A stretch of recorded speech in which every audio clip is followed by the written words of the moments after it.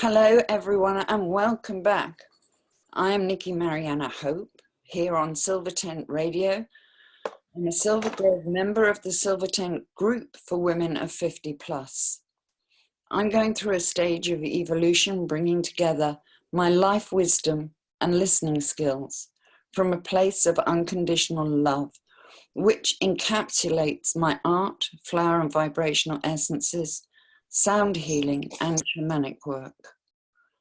In the past, there have been times when I needed help, immediate help, or someone to listen.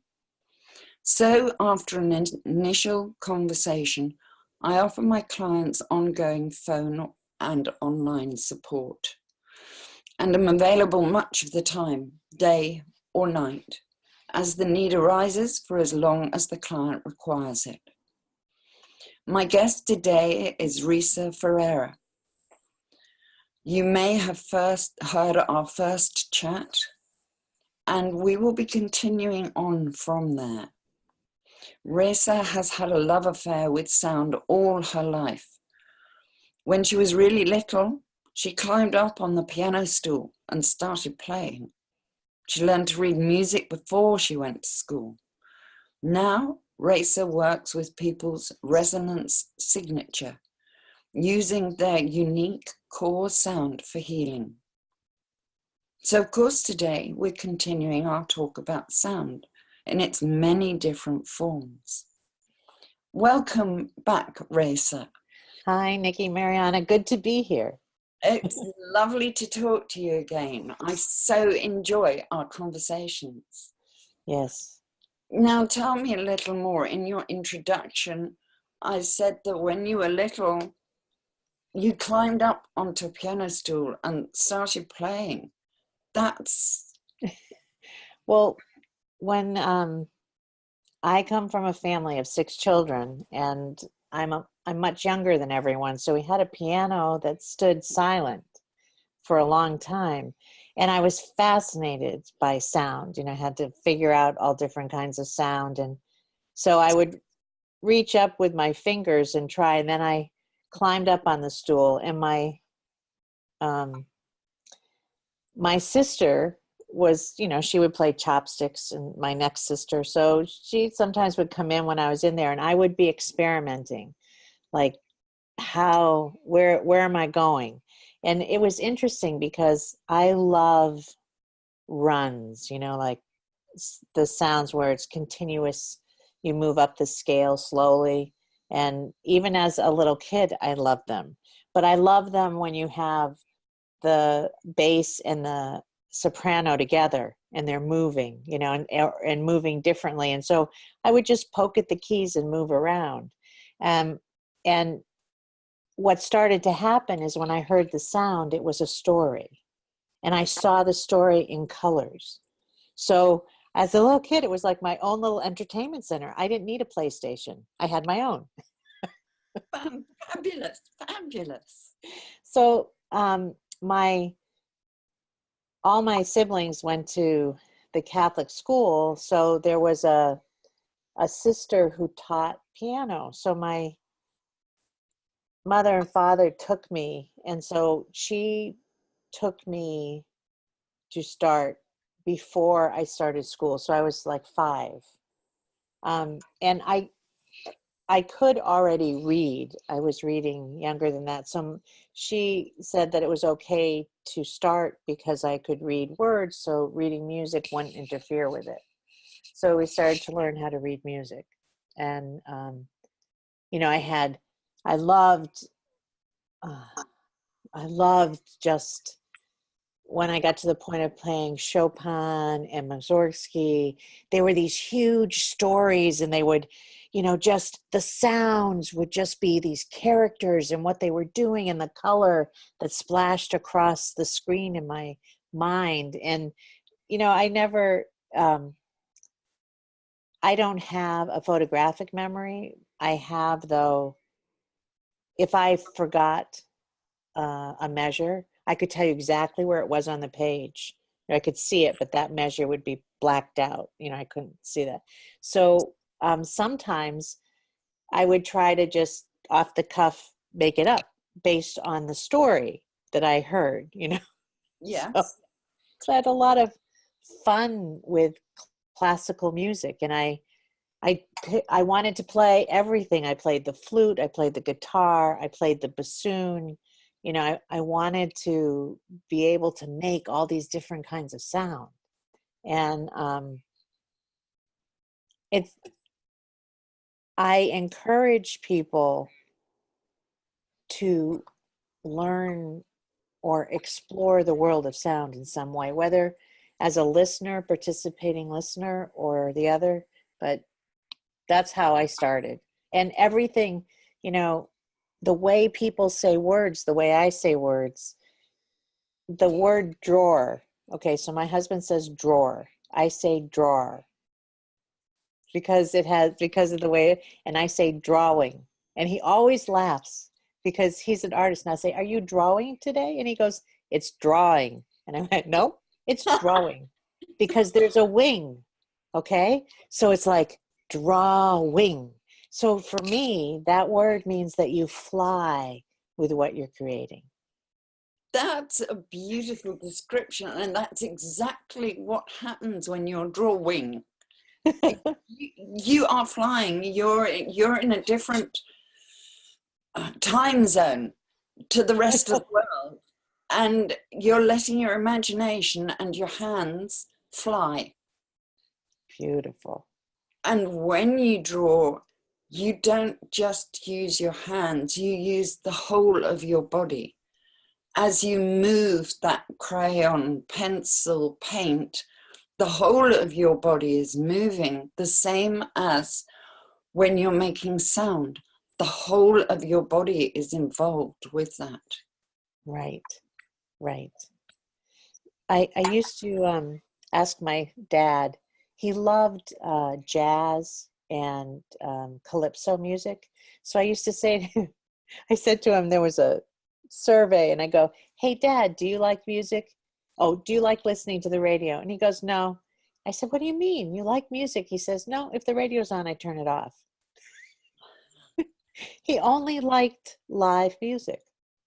So he would sit for hours. There were double doors from where the piano was that opened into their bedroom. And if he were home from work, he'd lay on the bed with a newspaper, and I'd go in and play the piano. And he'd just read the paper while I played the piano, and he loved it. But if you asked him to go to a concert of classical music, he'd go, "Are you crazy?" So it was interesting. He sounds quite a character. Yeah, definitely. And what about your siblings? What music did they love? I had a sister who played guitar and sang folk songs in coffee houses to help pay for her college education. And she was good. She had, and she'd write songs. And then another sister who was a visual artist, her main piece were oils. And then she became a puppeteer in later life. And she hand carved her own marionettes. And then I have two sisters who are involved in the healing arts. And my brother, was kind of really like my dad. He turned the radio off. However, he was, I think he was an artist at heart. He just never went that way. So as a younger man, he did beautiful pencil drawings, but it was kind of, the deck was a little stacked against him at the time for something like that. I don't think he knew what he could do with it. So that was kind of unfulfilled. And he didn't inherit. My father could listen to an engine, he was a mechanic, and tell you exactly what was wrong. And my brother didn't inherit that, and that was kind of hard for him to, not have that. But I think my brother had an ear for other sounds. He just didn't realize it. He could sell you anything. Wow. And he wasn't lying. He wouldn't lie about it. He would tell you the truth, but I think he had a little mesmer in him.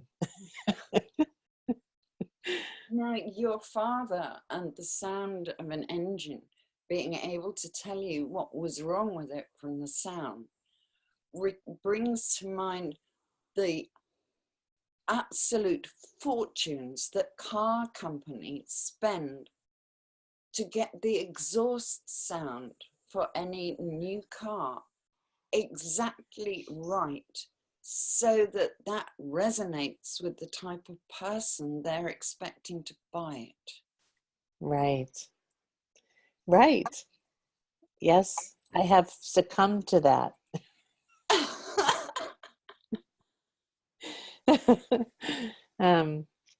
And my father used to make the parts for antique cars, so he was involved in creating the sounding for those, which if you think of really old Model T Fords, they had a very unique sound. So it was interesting. Yes. And you've got the racing cars with the terrific vroom, vroom, vroom. And then you've got the motorbikes, Yeah. and each motorbike has a very unique sound to it. Yes. And then you have a bicycle. And although a bicycle is meant to be silent, when you listen, you can hear the pedals go round. You can hear the whir of the wheels as they turn through the air. You've maybe got a bell, and the little I've forgotten the name in English. As a child, I spent time in Holland, and they would have the little bikes, the little Bromers, that would be the put, put, put, put, put, put, put, put, put, put, put. Right, right, right. Like a Vespa. I guess. There, and when we were kids in our regular bicycles, we'd put cards. So when the wheels spun, it'd go click, click, click, click, click, click, click, click.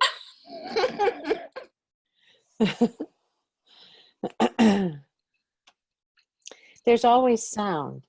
And the thing that happens is we succumb to what the sound does to us. We forget that we have ownership of how the resonance is in our environment. And that doesn't mean that someone else isn't doing a sound that we may not appreciate, but just as we can choose to let someone's behavior impact us, we choose to let that sound impact us, because the truth is we can reshape it. And we reshape it with our own resonance, which is the filter. Our resonance signature filters all of that vibration and sound that comes toward us. So we can transform it just as we transform other things in our lives. We can let go of the shadow of it and take what is the real gem and treasure. So when you say we can reshape it with our own resonance, are you saying that we need to find the note that resonates best with us and then just make that sound? Or how do you mean that we can reshape it? Well, we do have to find and acknowledge our resonance signature. And most people do it and don't realize it, because no sound is made by mistake. So when you may find yourself humming 3 discordant sounds all the time. They may go all over these 3 sounds, these 3 tones, but they're actually your resonance signature. And if you see them as arcs of sound rather than just what comes out, you'll see that they form a pattern. And that is an energetic pattern that's your filter for resonance in the world. And it has to do, when it is working well, it has to do with your health, with the health of your environment. So if someone comes towards you and they're very, and they're angry and they're full of this really discordant, unhealthy resonance, your resonance signature goes, hello, I love you. I see you. You're safe. And so the person is not met with the same that they're giving. They're met with who you are. Instead of us transforming to who the other person is in that moment, we remain ourselves. That transforms that whole interaction. And it transforms our environment, which was beginning to shift to them, to their energy. And so think of their sound like that klaxon horn that used to happen, those wow, right? And think of our sound as oh. You can see how this second tonal pattern can hold that first one, because it may seem very broad and brave, that first one, but it has no substance. That's fascinating.